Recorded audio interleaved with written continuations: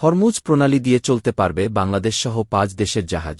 Iran মধ্যপ্রাচ্যে Israel ও যুক্তরাষ্ট্রের সঙ্গে চলমান যুদ্ধের মধ্যেই কৌশলগতভাবে অত্যন্ত গুরুত্বপূর্ণ হরমুজ প্রণালী দিয়ে বাংলাদেশসহ ৫টি দেশের জাহাজ চলাচলে অভয় দিয়েছে ইরান। তেহরান জানিয়েছে, নির্দিষ্ট কিছু বন্ধুরাষ্ট্র এবং বিশেষ অনুমোদিত দেশের জন্য এই জলপথ খোলা থাকবে।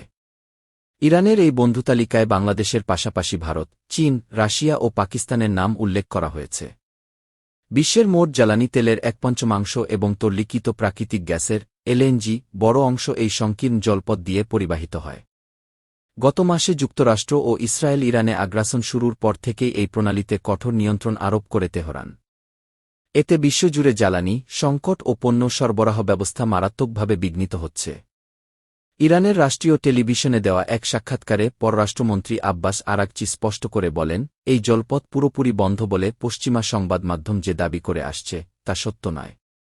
তিনি বলেন, অনেক দেশের শিপিং কোম্পানি আমাদের সঙ্গে যোগাযোগ করে নিরাপদ যাতায়াতের অনুরোধ জানিয়েছে।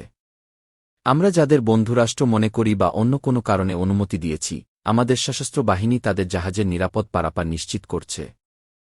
আরাগচি আরও বলেন, আপনারা খবরে দেখেছেন চীন, রাশিয়া, পাকিস্তান ও ভারত এ তালিকায় আছে।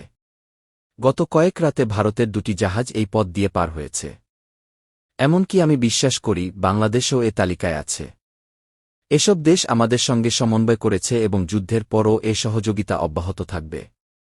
ইরানি পররাষ্ট্রমন্ত্রী সাফ জানিয়ে দিয়েছেন, যারা এই যুদ্ধে সরাসরি জড়িত বা শত্রুপক্ষ হিসেবে বিবেচিত, তাদের জাহাজ এই পথে চলতে দেওয়া হবে না। বিশেষ করে যুক্তরাষ্ট্র, ইসরায়েল এবং যুদ্ধের নেপথ্যে ভূমিকা রাখা নির্দিষ্ট কিছু উপসাগরীয় দেশের